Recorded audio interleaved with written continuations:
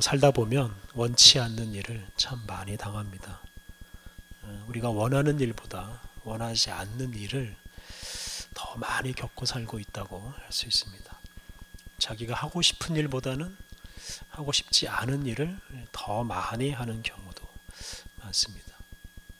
직장 생활을 잘하는 사람에게도 갑자기 돈이 많이 생기면 어떻게 하겠느냐라고 물으면 직장 생활을 그만두겠다고 하는 사람도 참 많습니다. 그러니까 생계 문제 때문에 억지로 일을 하는 사람들이 참 많습니다. 지난주에 일본에서 큰 지진이 일어났습니다. 그 지진 때문에 삶의 터전이 파괴되었을 뿐만 아니라 40명이 넘는 사람이 목숨을 잃었습니다. 다친 사람도 참 많고 집을 잃은 사람도 많습니다. 누가 그런 일을 원했겠습니까? 그런데 그런 원치 않는 일을 당하는 사람이 우리 주변에 참 많습니다. 이런 일이 끊이지 않는 것처럼 이런 일이 일상적으로 우리 안에서 일어납니다.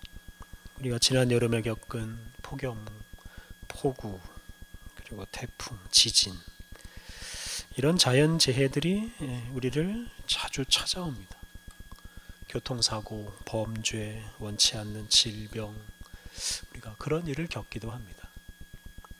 다 우리가 원치 않는 일들입니다. 그런데 우리 생활에서 그런 일이 너무나 자주 일어나기 때문에 그것 때문에 또 당황하고 절망하는 사람들도 참 많습니다. 원치 않는 일이 자신에게 일어났을 때 우리는 왜 다른 사람에게는 그런 일이 일어나지 않고 나에게만 이런 일이 일어납니까? 라고 이렇게 질문하고 원망할 수가 있습니다. 반면에 다른 사람에게 그런 어떤 재앙이 일어나면 그 사람은 아마 무슨 큰 잘못을 했을 거다 이렇게 생각하거나 이렇게 말을 하는 경우도 있습니다. 그런 재앙을 당하는 사람은 뭔가 재앙을 당할 만한 이유가 있을 거다 이렇게 생각을 한다는 말입니다. 그러니까 자기에게 재앙이 올 때는 원망하고 다른 사람에게 재앙이 일어날 때는 당연히 그럴 만하다 이런 태도를 우리가 보일 수 있다는 것입니다. 그런데 그런 태도는 그 재앙을 당하는 사람에게 아주 큰 상처를 주고 그 사람을 더 절망에 빠뜨립니다. 우리가 지난주에 욥이 원치 않는 재앙을 당했지만 그 재앙을 믿음으로 잘 이겨낸 이야기를 묵상했습니다. 그런 이야기가 욥기 초반부하고 맨 마지막 부분에 나와 있습니다. 우리가 그 중간 과정은 살피지 않았습니다. 오늘 우리가 그 이야기를 묵상하려고 합니다. 지난주에 묵상한 대로 욥은 재앙을 당하고서도 하나님을 원망하거나 하나님께 불평하지 않았습니다. 그런데 욥이 끝까지 그런 게 아닙니다. 욥이 시간이 지나면서 다른 사람들과 싸우기도 하고 하나님을 원망하기 시작합니다. 욥이 그렇게 된 것은 욥이 가족과 재산을 잃고 또 몸에 심한 질병을 얻게 된 것 때문만은 아닙니다. 욥을 더 힘들게 만든 것은 욥을 위로하겠다고 하면서 찾아온 그 욥의 친구들입니다. 그 친구들이 욥을 위로하겠다고 하는 말이 욥의 마음에는 오히려 큰 상처가 되었습니다. 그 욥기의 그 중심 내용, 그 중간 내용은 욥을 방문한 욥의 그 세 친구들 엘리바스, 빌닷, 소발 이 세 사람과 욥이 이렇게 서로 대화하는 내용입니다. 이렇게 세 사람이 욥과 대화하고 그리고 그 대화가 끝난 후에 엘리후라고 하는 아주 젊은 사람이 등장해서 또 욥을 훈계하는 또 긴 말을 합니다. 이게 이제 욥기의 그 중간에 있는 내용입니다. 그런데 이 욥의 세 친구들과 엘리후는 다 내용은 조금씩 다르지만 한결같이 욥에게 네가 무슨 문제가 있기 때문에 이런 일을 당하는 거다. 문제가 있으니까 재앙을 당하는 거다. 이런 말을 했습니다. 그러면서 회개해라 라고 촉구하고, 회개를 해야 네가 이 재앙에서 벗어날 수 있다. 이런 말을 했습니다. 아까 말씀드린 대로 이런 욥의 친구들의 말이 욥에게는 하나도 들리질 않고, 욥은 그 말을 들으면 들을수록 계속 상처만 받습니다. 그래서 욥은 이 친구들하고 말하다가 아예 친구들의 말에 귀를 닫아버립니다. 친구들의 말에는 귀를 기울이지 않고 이제 하나님께 나아가는 그런 장면이 이제 오늘 본문입니다.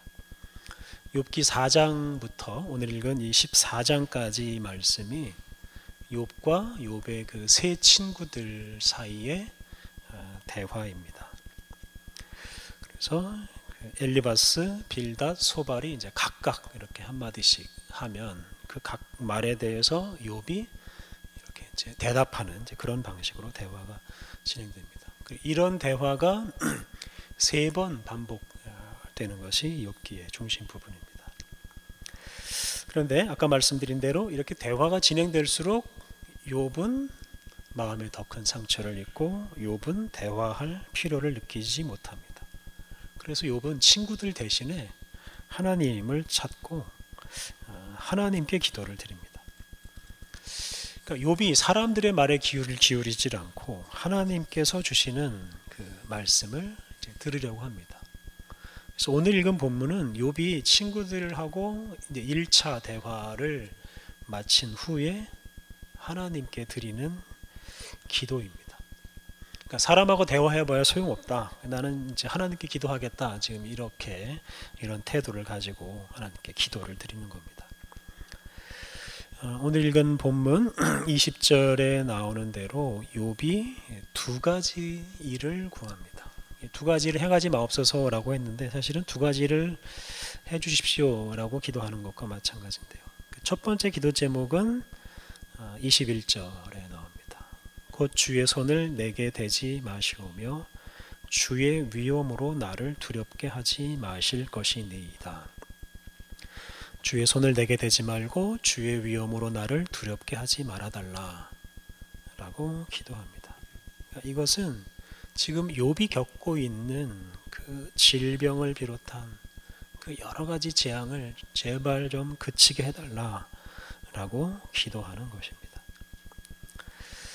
욥은 그 당시에 가족 재산이 다 사라지고 친구들은 와서 욥이 너에게 문제가 있다라고 말하면서 욥을 비난하고, 게다가 욥 자신은 극심한 질병에 시달리고 있었습니다. 욥은 차라리 내가 태어나지 않았더라면 이런 한탄을 하고 차라리 지금이라도 빨리 죽고 싶다라고 말할 정도로 정말 극심한 고통을 겪고 있었습니다. 그런데 욥은 지금 그 고통을 그치게 할 분은 하나님밖에 없다. 하나님이시다 라는 것을 알고 지금 하나님께 이것을 제발 좀 그치게 해 주십시오라고 호소하고 있습니다. 아까 말씀드린 대로 지금 욥은 친구들하고 대화하는 것은 중단하고 하나님께 기도를 드리고 있습니다. 이게 참 아주 중요한 일입니다. 사실 욥이 당하고 있는 그 재앙은 사람의 말로 설명할 수가 없는 겁니다. 지진이 왜 일어나는지, 갑작스럽게 태풍이 몰려와서 우리의 집을 왜 망가뜨리는지, 이걸 어떻게 사람의 말로 다 설명을 할 수가 있겠습니까? 사람의 말로 설명할 수 없는 일을 이렇게 사람과 토론하고 논쟁하고 그러면서 해결을 해보겠다라고 생각하는 것은 사실 어리석은 시도입니다. 그래서 이런 사람의 위로나 사람의 어떤 지혜로운 말보다 하나님께 기도하면서 하나님의 음성을 듣고 하나님의 은총을 구하는 것이 훨씬 더 지혜로운 행동입니다. 22절부터 28절에는 욥의 두 번째 기도 제목이 나옵니다. 이 두 번째 기도 제목은 뭐냐면 자기가 겪고 있는 이 고통, 이 재앙, 이걸 좀 설명해 주십시오 라는 겁니다. 왜 나에게 이런 일이 일어나는지 좀 하나님 설명을 좀 해 주십시오 라고 말합니다. 23절, 24절 나의 죄악이 얼마나 많으니까 나의 허물과 죄를 내게 알게 하옵소서. 주께서 어찌하여 얼굴을 가리시고 나를 주의 원수로 여기시나이까. 지금 하나님께 하나님 내가 도대체 죄가 얼마나 많길래 나를 이렇게 원수 취급하시면서 나를 이렇게 공격하시고 나를 힘들게 하십니까? 제발 좀 알려주십시오 라고 기도합니다. 그러니까 지금 이 말에는 어떤 뜻이 담겨 있겠습니까? 자기는 이렇게 큰 재앙을 겪을 만큼 그렇게 큰 죄를 저지르지 않았다 하는 뜻입니다. 욥은 자기가 지금 겪고 있는 재앙이 자기의 죄로 말미암은 것이라면 도대체 내가 무슨 죄를 저질렀는지 하나님 좀 알려주십시오. 내가 재앙을 당하고 있는 이유만이라도 알면 내가 이 재앙을 당하겠습니다. 이런 뜻입니다. 욥은 지금 자기가 억울하게 재앙을 당하고 있다라는 것을 하나님께 호소하고 있습니다. 욥이 지금 이런 말하는 동기는 자기가 어떤 잘못을 했기 때문에 이런 재앙을 당하는 것이 아니라는 거, 이걸 지금 확인하고 싶어 합니다. 욥의 친구들은 재앙을 당하는 욥에게 그 재앙이 죄로 인한 것이니까 죄를 회개하고 죄를 고백하면 하나님께서 그 재앙을 그치고 복을 주실 것이다 라고 말을 했습니다. 그러니까 그 말을 욥이 듣는 순간에 욥은 지금 재앙을 당한 것도 억울한데 졸지에 재앙 때문에 자기가 죄인까지 돼버렸습니다. 그러니까 재앙을 당하는 것도 힘든데 이렇게 죄인 취급받는 것은 사실 욥에게 더 힘든 일입니다. 그러니까 욥은 내가 왜 이런 재앙을 당하는지, 내가 이게 죄 때문에 재앙을 당하는 게 아니라는 것을 좀 하나님께서 말씀해 주십시오 라고 지금 호소하고 있습니다. 그래서 죄가 없다면 자기가 지금 무고하게 고난을 당하는 것임을 좀 하나님께서 말씀해 주십시오. 무고하게 재앙을 당하는 것이라면 얼마든지 참을 수 있다 하는 이제 그런 뜻이기도 합니다. 그런데 한편으로는 이제 이런 욥의 모습이 불손해 보일 수 있습니다. 하나님 내가 무슨 죄를 졌습니까? 한번 말씀 좀 해주십시오. 이렇게 하나님 앞에서 내가 죄인이 아니다 이렇게 감히 말할 수 있는 사람이 어디에 있겠습니까? 그런데 26절을 보면 이런 말씀이 있습니다. 26절 주께서 나를 대적하사 괴로운 일들을 기록하시며 내가 젊었을 때에 지은 죄를 내가 받게 하시오며. 세번역 성경으로 읽으면 이렇습니다. 주님께서는 지금 내가 어릴 때의 한 일까지도 다 들추어 내시면서 나를 고발하십니다. 그러니까 이 젊었을 때 지은 죄, 이거 어릴 적에 지은 죄로 이제 번역을 할 수도 있습니다. 근데 이 어릴 적에 지은 죄, 그 어릴 적에 죄를 지으면 그게 얼마나 큰 죄를 짓겠습니까? 이 성숙하지 못한 그 어린이가 그냥 투정 부리고 그냥 지 욕심대로 하는 것, 사실 이런 죄는 그 어른들이 성숙한 어른이 짓는 죄하고는 뭐 차원이 좀 다르지 않겠습니까? 그래서 이 젊을 때 어릴 때 지은 죄, 이건 사소한 죄를 지금 가리키는 말로 볼 수 있습니다. 그래서 욥은 자기가 지금 이런 사소한 죄 때문에 이렇게 큰 재앙을 당해도 되는 것인지 지금 하나님께 묻고 있습니다. 그래서 욥이 어떤 자기의 무죄를 주장하기보다는 자기가 당하고 있는 이 큰 재앙, 이런 큰 재앙을 받을 만큼 자기가 큰 죄를 하나님 앞에 저지르지 않았다라고 지금 하소연을 하고 있습니다. 그래서 욥은 자신의 그러한 입장을 하나님께서 좀 지지해 주시기를 기도하고 있습니다. 그러니까 사람에게 이해받지 못한 욥, 사람에게는 정죄만 받는 욥이 하나님께 호소하면서 하나님은 제발 저를 좀 이해해 주시고 저를 좀 받아주십시오 라고 기도하고 있습니다. 이어지는 14장 1절과 1절부터 6절 말씀은 지금 하나님을 좀 좀 원망하는 말씀으로 읽을 수가 있습니다. 여기서 욥은 정말 하나님 앞에서 유한하고 연약하기 그지없는 그 사람, 그 사람이 지금 호소를 합니다.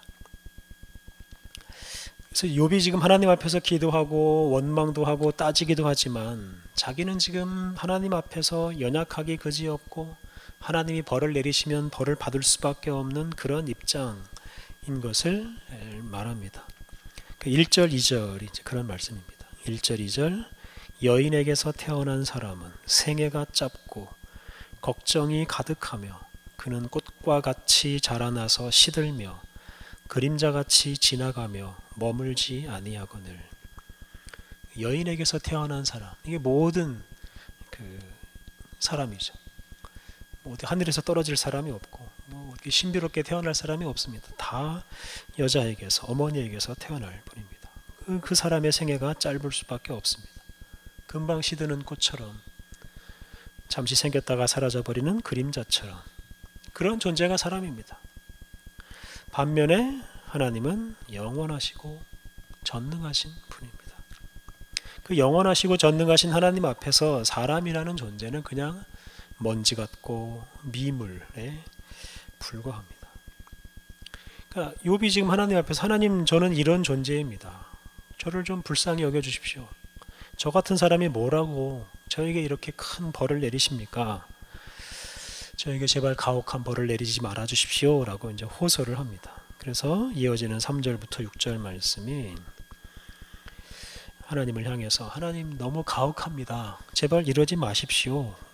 이렇게 지금 하나님께 호소를 하는 말씀입니다. 이걸 하나님을 향한 원망이라고도 할 수 있고 또는 탄식이라고도 할 수 있습니다. 3절부터 6절을 세번역 성경으로 읽어보면 이렇습니다. 주께서는 이렇게 미미한 것을 눈여겨 살피시겠다는 겁니까? 더욱이 저와 같은 것을 심판대로 데리고 가셔서 심판하시겠다는 겁니까? 그 누가 불결한 것에서 정결한 것이 나오게 할 수 있겠습니까? 아무도 그렇게 할 수 없습니다. 인생이 살아갈 날수는 미리 정해져 있고 그 달수도 주께서는 다 헤아리고 계십니다. 주께서는 사람이 더 이상 넘어갈 수 없는 한계를 정하셨습니다. 그러므로 사람에게서 눈을 돌리셔서 그가 숨을 좀 돌리게 하시고 자기가 살 남은 시간을 품꾼만이라도 한번 마음껏 살게 해 주십시오. 지금 영원하시고 전능하신 하나님 앞에서 유한하고 미물같이 이런 연약한 존재가 심판을 받는 이런 모습을 지금 말하고 있습니다. 사람에게서 눈을 좀 돌려주십시오. 하나님 제발 나를 좀 쳐다보지 말아주십시오. 내가 죄가 있나 없나 막 하나하나 따져서 그거 조금만 죄라도 발견되면 이렇게까지 큰 재앙을 내리려고 하시는데 제발 조금만이라도 눈을 좀 돌려주셔서 내가 마음껏 숨이라도 한번 쉬게 해주십시오. 이렇게 지금 호소합니다. 그러니까 지금 하나님 저는 너무나 가혹한 벌을 받고 있습니다. 라고 호소하고 지금 자기가 숨을 마음껏 쉴 수 없을 정도로 질병으로 고생하고 사람들로부터 공격을 받고 있다라고 지금 호소를 하고 있습니다. 근데 지금 욥은 이게 다 하나님 때문입니다. 하나님께서 나를 이렇게 철저하게 살피시고 한순간도 저에게서 눈을 안 떼고 잘하나 못하나만 이렇게 살펴보려고 하시니 제가 이런 일을 당합니다. 이게 지금 하나님을 원망하고 하나님께 자기를 좀 쉬게 해달라고 호소를 하고 있습니다. 사실 뭐 논리적으로 이런 욥의 호소가 맞지 않는다고 볼 수 있겠습니다만 지금 욥은 어쨌든 하나님 앞에 나아가서 하나님 제발 좀 나를 좀 살려주십시오라고 지금 기도하고 있는 겁니다. 그리고 이런 원망과 탄식이 불손해 보일 수가 있습니다. 어떻게 감히 하나님께 이 사람이 이렇게 따지고 원망을 할 수 있나? 이 하나님 앞에 책망을 받을 일이 될 수도 있습니다. 그런데 욥기를 살펴보면 이런 말씀이 계속 반복됩니다. 계속 하나님께 따지는 말씀이 참 많습니다. 그리고 우리가 자주 대하는 시편에도 이런 탄식과 원망의 시가 참 많습니다. 하나님 왜 나를 버리십니까? 하나님 지금 주무시고 계십니까? 뭐 이런 탄식 원망이 시편에 참 많이 들어 있습니다. 근데 그런 어떤 탄식과 원망이 하나님께 불손하게 보이는 그런 행위였다면 아마 그런 시편 또 이런 글들은 성경에서 다 뺐을 것입니다. 성경에 들어있는 이유가 있는 겁니다. 이 원망과 탄식을 하나님께 한다는 게 아주 중요한 일입니다. 그러니까 원망과 탄식을 사람에게 하면 아무런 해결책이 없습니다.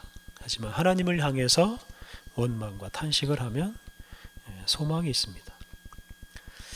욥이 하나님을 향해서 원망하고 탄식하는 이유가 무엇이겠습니까? 하나님은 사람이 아니기 때문입니다. 사람처럼 그렇게 연약하고 요한한 존재가 아니고 사람처럼 미물이 아니기 때문입니다. 그러니까 욥이 하나님을 향해서 원망하고 탄식하는 것은 하나님을 불신하기 때문에 그러는 게 아니라 정반대로 하나님을 믿기 때문입니다. 욥은 지금 사람하고 대화하는 일을 중단하고 하나님께 나아가서 하나님께 기도하면서 하나님을 원망하고 있습니다. 사람이 아니라 하나님께서 자기의 문제를 해결해 주실 수 있다고 믿기 때문에 지금 하나님을 향해서 원망하고 탄식하고 있습니다. 욥의 탄식과 원망은 오늘 본문에서 끝나지 않습니다. 이어지는 본문에서 계속됩니다. 욥이 언제까지 탄식하고 원망하느냐 하면 하나님께서 욥에게 나타나셔서 욥에게 말씀할 때까지, 그러니까 하나님께서 욥에게 응답하실 때까지 욥이 계속해서 원망하고 탄식합니다. 그러니까 이게 욥의 믿음이고 이게 욥의 기도입니다. 그리고 하나님께서 욥에게 나타나셔서 욥에게 말씀하심으로써 욥은 그동안 자기가 품고 있었던 원망, 탄식 다 내려놓고 하나님 앞에서 회개하고 또 하나님을 찬양하게 됩니다. 우리가 믿는 하나님은 부모님과 같은 분입니다. 우리가 하나님을 향해서 탄식하고 원망하는 것에 대해서 진노하는 분이 아닙니다. 어린아기가 어머니에게 이렇게 투정하고 울부짖을 때 그 어머니가 그 아기를 막 혼내기보다는 오히려 달래고 안아주는 것처럼 하나님께서는 우리의 원망과 탄식을 들으시고 우리의 사정을 알아주시고 감싸주십니다. 그렇기 때문에 우리가 감히 하나님을 향해서 원망하고 탄식하고 때로는 따지기도 하는 것입니다. 물론 우리가 하나님 앞에서 조용하고 또 평화롭게 성숙한 모습으로 기도할 수 있습니다. 하나님 앞에서 기쁘게 찬양할 수도 있습니다. 우리가 범사에 늘 뭐 그렇게 하면 좋겠습니다만 때로 억울한 일을 당하고 원치 않는 재앙을 당할 때는 이렇게 하나님 앞에 나아가서 원망하고 탄식할 수 있습니다. 그러면 우리 어머니이신 하나님께서 우리를 품어 주실 것입니다. 우리 중에 누구도 자기가 원하는 방식으로만 이 세상을 살아갈 수는 없습니다. 세상을 살아가면서 욥처럼 원치 않는 재앙을 당할 수밖에 없습니다. 정도의 차이가 있을 뿐이지 사실 이런 원치 않는 재앙을 피해갈 사람이 누가 있겠습니까? 근데 중요한 것은 그러한 일이 우리에게 닥칠 때 사람과 논쟁하지 않고 또 수군거리는 사람에게 상처받지 않고 하나님 앞에 나아가서 하나님께 사정을 쏟아놓는 것이 중요합니다. 우리가 그렇게 하나님 앞에 나아가서 원망하고 탄식할 때 하나님께서 우리에게 응답하시고 또 우리로 하여금 우리가 당하는 그 재앙의 의미를 하나님께서 알게 해주시고 또 그 재앙을 결국은 이겨내게 하실 것입니다. 그러므로 성도 여러분, 무슨 일을 만나든지 사람이나 환경을 탓하지 말고 오직 하나님께 나아가서 하나님께 호소하십시오. 그것이 가장 지혜로운 방법입니다. 우리 함께 기도하시겠습니다. 하나님, 우리가 사는 동안 우리가 이해할 수 없는 일들과 우리가 감당할 수 없는 일들이 수없이 우리에게 일어납니다. 그 모든 일 앞에서 우리가 사람으로 인해 상처받지 않게 하옵소서. 환경으로 인해 절망하지 않게 하옵소서. 포기하지 않고 인내하면서 주님께 나아가 기도하게 하옵소서. 주님 앞에서 우리 인생의 의미와 우리에게 일어난 모든 일의 의미를 깨달을 때까지 우리가 쉬지 않고 기도하게 하옵소서. 아버지 하나님, 우리가 주님을 대면하여 우리 안에 있는 모든 의심과 원망이 사라지는 날이 속히 오게 하여 주옵소서. 예수님의 이름으로 기도드립니다. 아멘.